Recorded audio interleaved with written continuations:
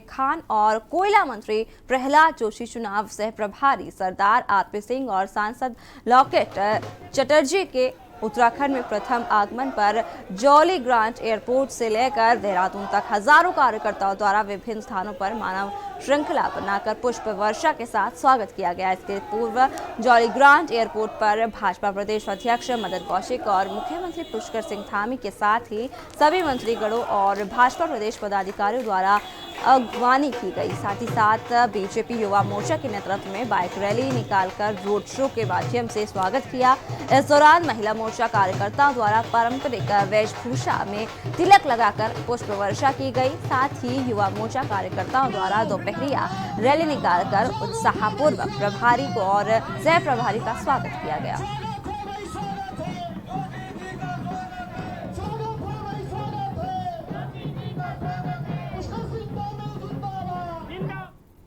Bharatiya Janata party के उत्तराखंड चुनाव के लिए केंद्रीय प्रवक्ता और सह प्रभारी आरपी सिंह ने सुबह रेस कोर्स देहरादून स्थित गुरुद्वारे में प्रधानमंत्री नरेंद्र मोदी के जन्मदिन पर उनके दीर्घायु और स्वास्थ्य जीवन के साथ ही देश की उन्नति और प्रगति के लिए अरदास अदा की है। अरदास के बाद मीडिया से बातचीत करते हुए आरपी सिंह ने कहा कि प्रधानमंत्री नरेंद्र मोदी और केंद्र सरकार द्वारा सिखों के उत्थान के लिए निरंतर कार्य किया जा रहा है। प्रधानमंत्री के निर्देशों पर गुरुवाणी का अनुवाद विश्व की कई भाषाओं में हो रहा है। साथ ही तख्त साहिब की 11 दिन की रेल यात्रा का आयोजन किया जा रहा है। आरपी सिंह ने कहा कि मोदी सरकार में 84 के दंगों के दोषियों को सजा मिली है। हमने सिख समाज के लिए प्रधानमंत्री द्वारा किए जा रहे कार्यों के लिए उन्हें साधुवाद देते हुए उनके स्वस्थ और दीर्घायु जीवन के लिए रेसकोर्स गुरुद्वारे के प्रमुख ग्रंथी के माध्यम से अरदास की।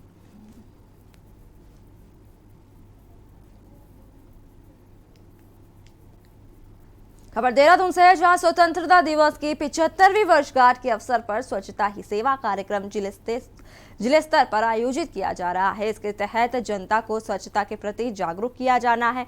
जनता को स्वच्छता के प्रति जागरूक करने के उद्देश्य से आज मुख्य विकास अधिकारी नीतिका खंडेलवाल द्वारा विकास खंड से स्वच्छता रथ का हरी झंडी दिखाकर रवाना किया गया, जिससे जनता में जागरूकता फैलाई जा सके। वहीं पत्रकारों से बातचीत में मुख्य विकास अधिकारी नीतिका खंडेलवाल ने बताया कि अभियान के तहत जनता को स्वच्छता के प्रति जागरूक करना है। इसके लिए आशा और आंगनबाड़ी कार्यकर्ताओं के सहयोग से गांव-गांव में जानकारी दी जाएगी। स्कूली बच्चों के जरिए स्वच्छता जागृति यात्रा समेत अनेक कार्य किए जाएंगे। सितंबर से 2 अक्टूबर तक 2021 में ये हमारा स्वच्छता पखवाड़ा चलेगा। ये स्वच्छता पखवाड़ा जो है वो एक स्पेशल पखवाड़ा है इस साल कि आज़ादी का अमृत महोत्सव भी हम मना रहे हैं, तो ये उसके साथ मिलकर साथ में चलेगा और ये हमारी 34 न्याय पंचायतों में जाएगा, जो लगभग हमारी 300 ग्राम पंचायतों को कवर करेगा।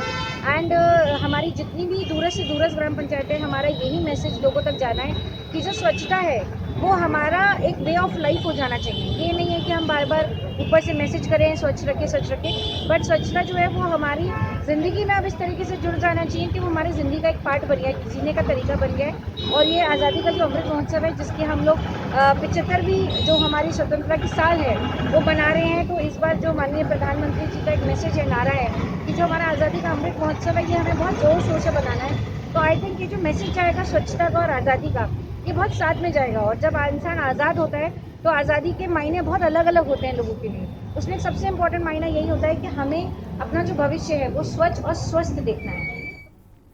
हरिद्वार के ग्रामीण क्षेत्रों में आजकल जंगली हाथियों का आतंक फैला हुआ है। जंगली हाथी का झुंड रात के समय किसानों की फसलों को रौंदकर तहस नहस कर रहे हैं। किसानों ने फसल बर्बाद होने का कारण खनन माफिया और वन विभाग के अधिकारी को जिम्मेदार ठहराया है। हरिद्वार के गांव रानी माजरा, बिशनपुर, कटारपुर में रात बीच हाथियों की झुंड किसानों के खेतों में आया और हाथियों के द्वारा किसानों की फसलों में जमकर उत्पात मचाया गया। जब सुबह होने पर किसान अपने खेतों पे गए तो अपनी फसलों को देखकर किसानों के होश उड़ गए। हाथियों ने फसलों को पूरी तरह रौंद दिया था। हाथियों के जो है आबादी और कृषि क्षेत्र में प्रवेश करने के लिए बहुत ही ज़्यादा गंभीर है और हम लोग इसमें पूरी रात हमारी लगभग कनखल क्षेत्र से शुरू करके और भोगपुर फतवा क्षेत्र तक लगभग 16-17 टीमें लगी रहती हैं, जिसमें कि 6-6, 7-7 आदमी एक एक टीम में होते हैं। इसके अतिरिक्त ये जो हरिद्वार से नजीबाबाद वाला जो हाईवे है, इस पर भी हमारी टीमें तैनात रहती हैं पूरी रात। वो भी कोशिश करती हैं कि हाथी को कृषि क्षेत्र या आबादी क्षेत्र में आने से रोकें। बहुत नुकसान है यहाँ पर। हमारे गेहूँ सारे साफ थे उसके, अब का फेर हम तो पूरी बरसात और पूरे जड्डो ही रहे, हम तो घर की वो नहीं लेते। ये प्रधान जी को पता। रात तो एक था, 2 उधर गए थे, वो काट गए थे। कितनी फसल का नुकसान हुआ है धान की फसल? काफी फसल का नुकसान है। प्रधानमंत्री के ड्रीम प्रोजेक्ट पर अधिकारी कैसे धन का दुरुपयोग कर रहे हैं और कैसे वित्तीय अनियमितताएं कर रहे हैं, जीरो टॉलरेंस की सरकार में धज्जियां उड़ा रहे हैं, ये आज हम आपको दिखाते हैं। दरअसल काशीपुर में अमृत योजना के तहत बनने वाले सेप्टेज टैंक निर्माण में जिस तरह से धन का दुरुपयोग हुआ है, उससे जाहिर है कि अधिकारियों ने जनता की गाड़ी कमाई को पानी की तरह बहाया है और महज 18 महीने में होने वाला कार्य 4 सालों में भी पूरा नहीं किया गया है। यही नहीं, करोड़ों की मशीनें कार्य पूरा होने से पहले ही खरीद कर बर्बाद की जा रही है। आखिर क्या है जल निगम का ये पूरा मामला, आपको दिखाते हैं इस खास रिपोर्ट के जरिए। जनता की गाड़ी कमाई को अधिकारी कैसे बर्बाद करने में लगे हैं और कैसे प्रधानमंत्री के ड्रीम प्रोजेक्ट अमृत योजना को पलीता लगा रहे हैं, ये देखने को मिला काशीपुर के जल निगम में बनने वाले सेप्टेज टैंक निर्माण में, जहां अमृत योजना के तहत पेयजल निगम को दिया गया करोड़ों के सेप्टेज टैंक निर्माण में करोड़ों की वित्तीय अनियमितता सामने आई है और अधिकारियों ने मनमाने तरीके से धन का दुरुपयोग किया है। यही नहीं, जिस योजना को महज 18 महीने में पूर्ण होना चाहिए था, वो योजना 4 सालों में भी अधर में लटकी है और जो उपकरण योजना के अंतिम चरण में खरीदे जाने चाहिए थे, वो उपकरण योजना शुरू होने से पहले ही खरीद दिए गए और सालों से ये मशीनें खुले आसमान के नीचे धूल पे ला के पेनल्टी फिर से लगाने का प्रस्ताव रखा गया, किंतु शासन से प्रस्ताव पास हुए बिना ही विभाग ने कार्यदायी संस्था को करोड़ों का भुगतान कर दिया। ऐसे में जहां विभाग के अधिकारियों की कार्यशैली पर सवाल उठ रहे हैं, तो दूसरी ओर लंबे समय से अधर में लटकी योजना कब पूरी होगी, इस पर भी अधिकारी मौन है। 4 करोड़ 4 लाख रुपए का भुगतान जो था काशीपुर डिवीजन द्वारा मैकेनिकल डिवीजन देहरादून था पहले डिवीजन, इसको वहाँ उनको कर दिया गया, जबकि वो काशीपुर डिवीजन के द्वारा भुगतान नहीं करना चाहिए था, क्योंकि उस मशीन का जो काम होना था वो सिविल का 90% कार्य होने के बाद तब वो मशीनें आनी थी। उन मशीनों को 3 साल 3.5 साल पहले मंगवा करके खुले आकाश के नीचे रख लिया गया और जिस पर 3.5 साल से लगातार आंधी, तूफान, बारिश सब पड़ रही है और उसके सेंसर, उसके पार्ट है तमाम सारे। अब वो मशीनें सुरक्षित रहेगी या नहीं रहेगी?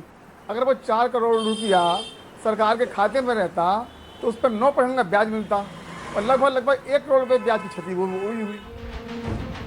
वहीं विभागीय अधिकारियों की माने तो उनके अनुसार योजना में कोई वित्तीय अनियमितता नहीं है और कार्य देरी से होने की वजह से तकनीकी है, जिससे कार्य को पूर्ण करने में समय लगा है। वाटर टेबल बहुत ज़्यादा हाई रहा और इसमें ऐसे ऐसे स्ट्रक्चर हैं जिनकी 7-7, 8-8 मीटर तक डी फाउंडेशनें हैं और यहाँ पर 44 डी वाटरिंग पंप लगाकर लगातार डी वाटरिंग करनी पड़ी। ऐसी ऐसी समस्याओं का सामना करना पड़ा। SBR बेसिन बना तब वहाँ पे लगातार पानी आता रहा, तो जितना भी उसमें कंक्रीटिंग का काम होना था उस वजह से डिले हुआ। तो कुछ इस टाइप के कारण रहे जो मतलब अनवांटेड कारण जो वहाँ पे क्रिएट हुए और उसकी वजह से ये प्रोजेक्ट डिले हुआ और फिर 76,000 रुपये की पेनल्टी के साथ इनको एक्सटेंशन दी गई। अब एक्सटेंशन की डेट उसके बाद बन गई 2021, जून 2021 और इस 70,76,000 रुपये की पेनल्टी में से, क्योंकि इसमें सिविल और इलेक्ट्रिकल दोनों पार्ट इन्वॉल्व हैं, तो उपकरणों की आप बात कर रहे हैं जो आए हैं, अभी देखिए बहुत उपकरण लगने हैं। अभी इसमें E&M का जब 55% काम है तो आप समझ सकते हैं कि 35 करोड़ में से मतलब लगभग 19-20 करोड़ रुपए का काम उनका भी है। तो उपकरण अभी बहुत लगने हैं, सारे उपकरण अभी नहीं आए हैं। कुछ जो हमारे इसमें लगने के कुछ उपकरण जो आप कह रहे हैं कि साइट पे आए हुए हैं, वो मैकेनिकल डिवीज़न हमारी एक है जो पहले देहरादून से फंक्शन करती थी, अमृत के काम वही देखती थी, वो उनके द्वारा प्रोक्योर किए गए हैं। ठेकेदार सेम है, बॉन्ड सेम है, उसमें वो आए हैं। अब वो पहले क्यों आए इस बारे में तो मैं आपको ज़्यादा नहीं कह पाऊँगा। 4 साल पहले जब योजना की बुनियाद खोदी जा रही थी तब विभाग ने वो मशीनें विदेश से खरीद ली जो सेप्टिक टैंक के निर्माण पूर्ण होने पर लगाई जानी थी। अब लिहाजा वो मशीनें खरीद भी दी और उसका भुगतान भी कर दिया, लेकिन 4 सालों की मशीनें खुले आसमान के नीचे बर्बाद हो रही हैं। लेकिन किस अधिकारी की जल्दबाजी से ये मशीन खरीदी और क्यों, इसका जवाब किसी के पास नहीं है। यही नहीं, जो योजना 2 सालों के अंदर पूरी होनी थी वो 4 सालों में भी अधूरी है। फिर भी विभाग कार्यदायी संस्था को एक्सटेंशन दे रहा है, जबकि एक्सटेंशन मिले बिना भी अधिकारियों की नरम दिली देखिए कि करोड़ों को भुगतान किया जा रहा है। देखने वाली बात ये होगी कि आखिर उच्च अधिकारी क्या इस पूरे खेल पर कोई जांच करते हैं या फिर पूरे मामले से ही नजरें फेर लेते हैं। काशीपुर से के न्यूज़ इंडिया के लिए असर मलिक की रिपोर्ट। और यहाँ रुकेंगे एक छोटे से ब्रेक के लिए, जल्द हाजिर होंगे। आप देख रहे हैं के न्यूज़, खबरों का सारथी। जुबान के लिए उड़ चला गैरों की ज़मीं पर, खुशबू अपने पन की ढूंढता। दूर कितना भी जा, इस जुबान से दूर ना जा पाओगे। विमल, बोलो जुबान केसरी। आप देख रहे हैं के न्यूज़, खबरों का सारथी। ब्रेक के बाद स्वागत है आपका। खबर उत्तरकाशी से है, जहां पर्यटन विभाग के तत्वाधान में 10 दिवसीय एडवेंचर फाउंडेशन प्रशिक्षण व शिवलिंग शिखर का आरोहण के लिए 6 सदस्यीय दल का जिलाधिकारी मयूर दीक्षित ने कलेक्ट्रेट कार्यालय से हरी झंडी दिखाकर रवाना किया है। आपको बता दें कि साहसिक खेलों में रुचि रखने वाले जनपद उत्तरकाशी के युवक युवतियों को निःशुल्क प्रथम 10 दिवसीय एडवेंचर फाउंडेशन प्रशिक्षण का आयोजन बुधवार से शुरू हो गया है। साथ ही साथ जो 24 सितंबर तक संचालित होगा, जिसमें 8 युवक 12 युवतियां सहित कुल 20 प्रतिभागी शामिल हैं।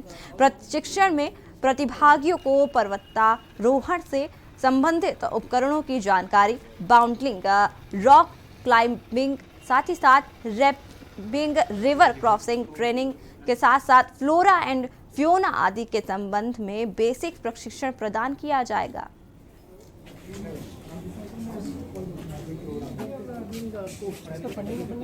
हाई माउंटेन एक्सपीडिशन में आज हमारे यहाँ यूरोप में स्विट्ज़रलैंड और ऑस्ट्रिया से कुछ एक्सपीडिशन दल आया है जो कि शिवलिंग का पीक पे जाएगा, और इसके साथ ही जिला योजना से स्पॉन्सर्ड हमारे बच्चों की भी ट्रेनिंग, रॉक क्लाइंबिंग आदि की आज ही उसकी शुरुआत भी कर रहे हैं। तो धीरे धीरे कोशिश कर रहे हैं कि हम पर्यटन विभाग के जितनी भी गतिविधियाँ हैं, जितने भी उनके कोर्सेज हैं, उसको समय रहते पूरा करें। विश्वकर्मा जयंती के मौके पर आज डोईवाला क्षेत्र में धार्मिक अनुष्ठान का आयोजन किया गया है, जिसमें औजारों की पूजा की गई है। हर्रावाला के प्राचीन शिव मंदिर में शिल्पकार भगवान विश्वकर्मा की पूजा का भव्य आयोजन किया गया। पूजा, हवन और आरती करके भगवान विश्वकर्मा जी के से सुख, शांति और समृद्धि की कामना कर ठेकेदार, मिस्त्री और मजदूरों के साथ सभी लोगों ने विश्वकर्मा जयंती मनाई। वहीं डोईवाला में औद्योगिक क्षेत्र लाल तप्पड़ कुआंवाला की फैक्ट्रियों में भी आज विश्वकर्मा जयंती पर धार्मिक अनुष्ठान हुए।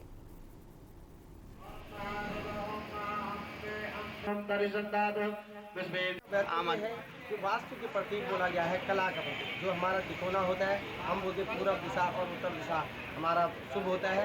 वैसे ही इस युग में हम सनातन धर्म में वास्तु के प्रति ये विश्वकर्मा की पूजा होती है।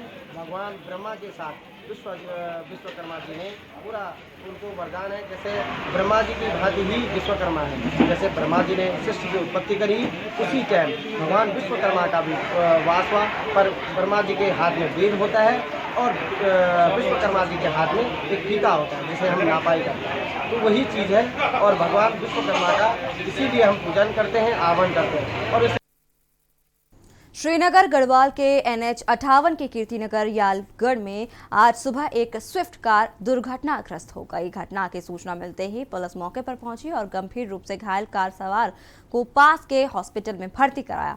जानकारी के मुताबिक कार सवार देहरादून से रुद्रप्रयाग जा रहा था, तभी कीर्तिनगर के पास जोयालगढ़ में अचानक कार पहाड़ी से टकराकर ऋषिकेश बद्रीनाथ हाईवे पर पलट गई। माना जा रहा है कि गाड़ी चलाते वक्त चालक को नींद की झपकी लग गई, जिस वजह से ये हादसा हो गया।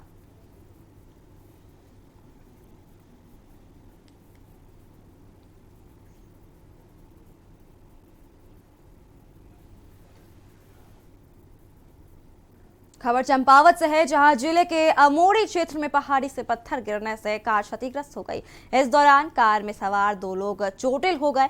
वहीं सूचना मिलते ही मौके पर पहुंचे पुलिस ने घायल युवक को इलाज के लिए स्वास्थ्य केंद्र में भर्ती कराया।